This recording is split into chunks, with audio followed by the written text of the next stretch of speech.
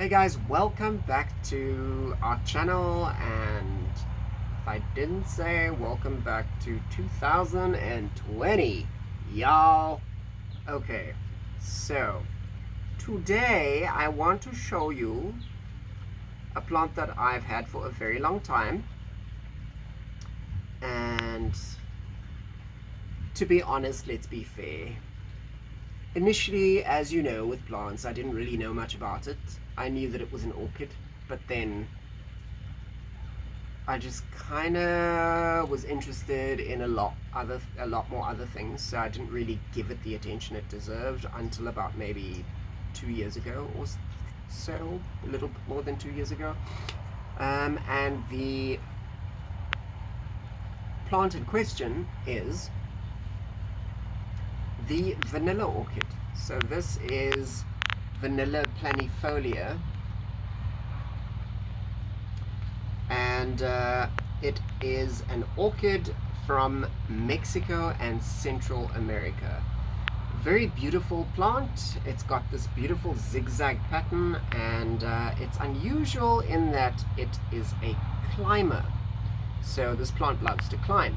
So what I'm going to do today is I'm going to show you how to pot up a cutting and how to get the cutting started, and then I will show you what my mature plant looks like.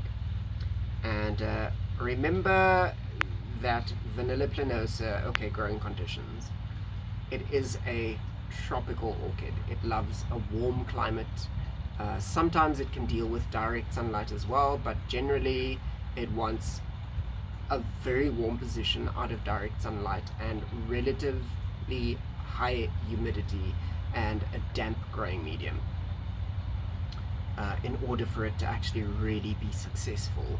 The plant is the plant that, if you didn't know, this is where vanilla comes from. So your flavor for ice cream, your flavor for, I don't know, all kinds of things. Perfume, gelato, homemade. My sister always made homemade gelato and would use the vanilla pods. So this is the plant that produces the vanilla pod, or otherwise also known, but incorrectly known, as a vanilla bean. This is the plant that produces that. So I will show you what a really full mature specimen, or close onto mature specimen, looks like. I did say that it was from Mexico and Central America. Something else you need to know about it also is it will only flower, obviously if it's happy, but it will only flower when it reaches at least 3 meters in height. So that's about 10 feet. Something unusual about this orchid also is when you cut the plant. So I've cut this from the plant I'm going to show you. I've cut this plant off at the base, right there, just below the node. And when you do work with this plant and you cut this plant, just be careful, because it has got something called calcium oxalate crystals, which quite a few of the arrowheads also have. Delicious monster, if you've ever eaten an unripe delicious monster fruit, as I have, it is a very terrible experience because it feels like you're eating glass shards. This one, however, causes dermatitis on the skin, so if it does get onto your skin, try not to get it onto your skin because it can cause burning. And also,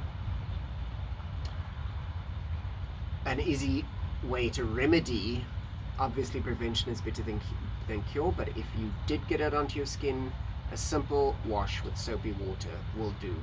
Now, one other thing about the timing on when to take a cutting of vanilla,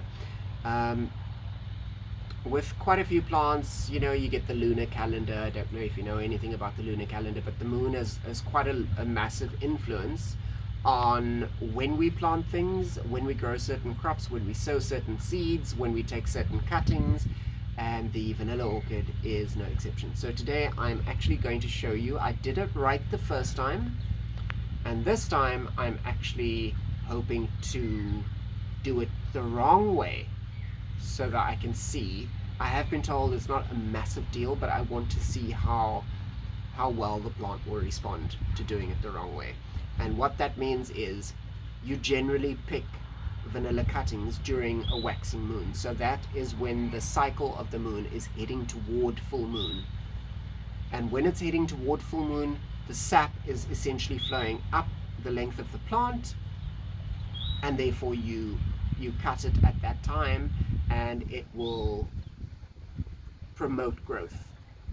If you cut it during a waning moon, as I have done with this cutting, but not with the one behind me, which I'll show you in a second, we'll see if it actually does as well, because this has been cut during a waning moon. Okay, so all I've done to this plant is I have removed the two lower leaves on these two nodes, and I'm going to bury it up to just about the first leaf, right? So that's, I'm literally going to leave this node just above the soil, sort of at soil level. We'll probably lay like that. And then, okay, so, and then the pot. So let's talk about the pot for a second.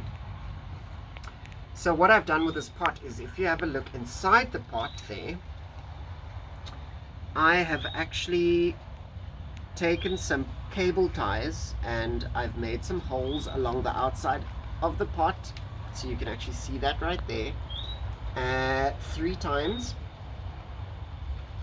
and I've put these sticks, basically these little planks, poles, whatever you want to call them, in here, and I've cable tied them into place.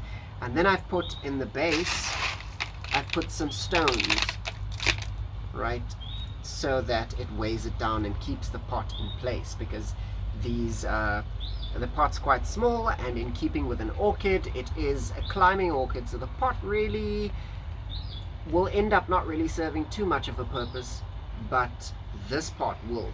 And so why I've put 3 in here is because once it reaches the very top of this very tall pole, I want to, as it comes off, I want to actually fold it back down and let it go down that way, and then maybe come up this way, or however the plant grows is how I'm going to, I'll mitigate its growth to prevent it from actually just kind of floundering off the top of these supports.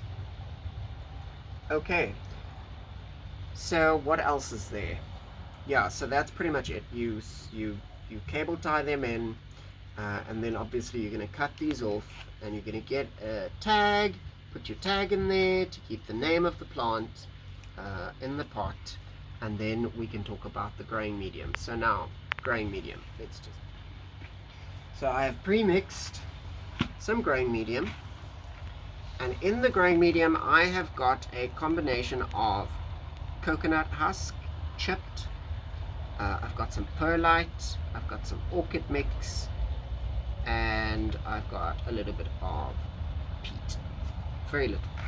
When we come back, we're going to show you how to repot this guy, but first let's take a look at the vanilla orchid in its full glory.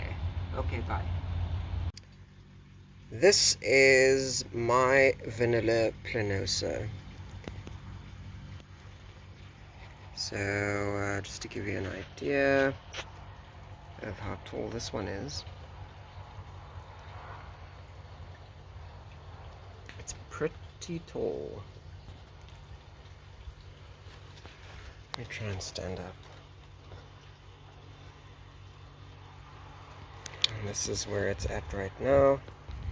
And then it's got another piece down there, another one down that side, and then this one right here, which is obviously on its way up, and you can actually take a look at the aerial roots, which are sort of sticking to the wood.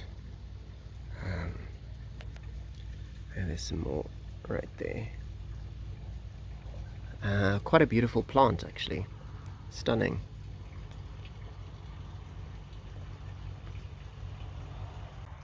Okay, so we're back, and now I'm going to show you how to actually just put this in. It's quite a quick process. It's really simple.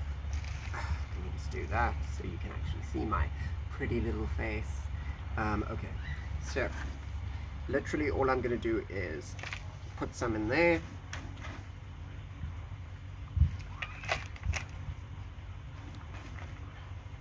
And then what I'm going to do is I'm going to start to I want to see where I want to stick it. You don't need root hormone or anything like that.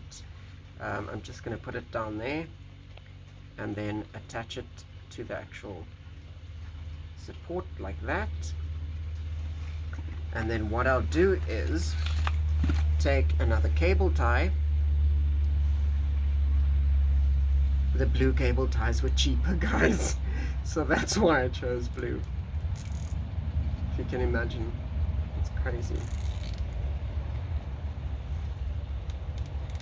Okay, so there's one, and then I'll put another one around the bottom. And you don't need to worry the roots as it grows. The tip generally does die off, so the new plant will actually develop from these nodes just above the leaves. Okay, and then I'll just put it in there like that, and then get some more medium and just fill it up.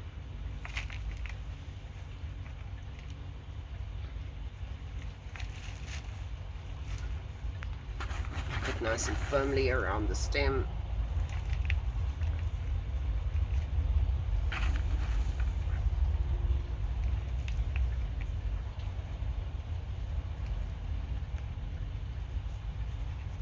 So the vanilla orchid, it's got a yellow flower when it does flower, pale yellow flower, and the flower lasts for like a day. So generally when people produce vanilla on vanilla farms, it is grown, it's pollinated by a winged insect, a very pretty insect, and the chances of pollination are so slim that generally they are pollinated by hand. So you can actually pollinate it by hand. They are self-fertile, so the plant will actually readily be pollinated by itself, which makes it somewhat easier to actually pollinate the plant. And the flowers are about 5 centimeters in size. And yeah, and all you need is a toothpick. So when it does flower, I'll do a video on that for you. But for now, this is what we're doing. So when I said I'm doing it the wrong way, just for the record, the plant has been cut perfectly. Everything is right. It's just according to the lunar phases. You cut it during a waxing moon, not a waning moon. So that's what I mean by doing it the wrong way. The same process you will follow if it's been cut in a waxing moon. So that's literally it. That's all that there is to it. So last things that we're going to do now is we're just going to tidy it up by cutting these cable tie tips off.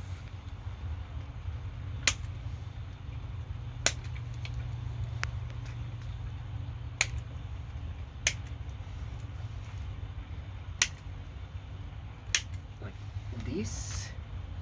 Put that out of the way.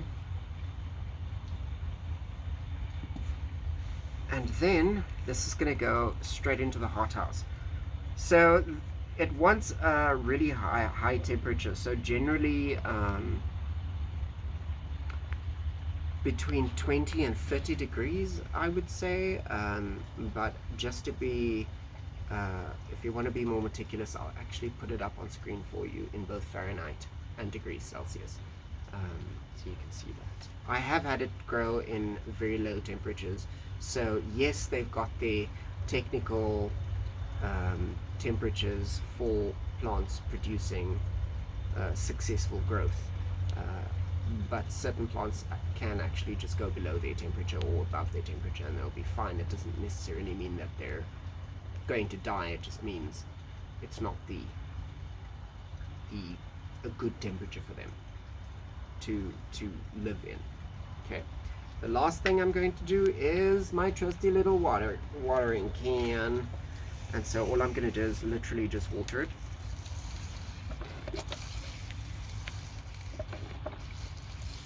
And it's a nice fine spray. So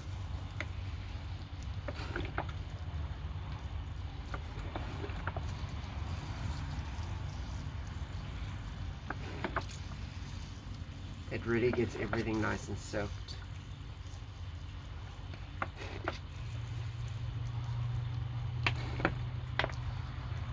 And this is pretty much how I did my other one that I just showed you. And that's it. Take that out of the way. And yeah, guys, that is how to repot or take a vanilla, a cutting from a vanilla orchid. This is again Vanilla planosa. There are a few other species in this genus, and the mosquitoes are crazy. So if you did like this video, please give us a thumbs up. If you've got comments or questions, you can hit us up in the comment section down below.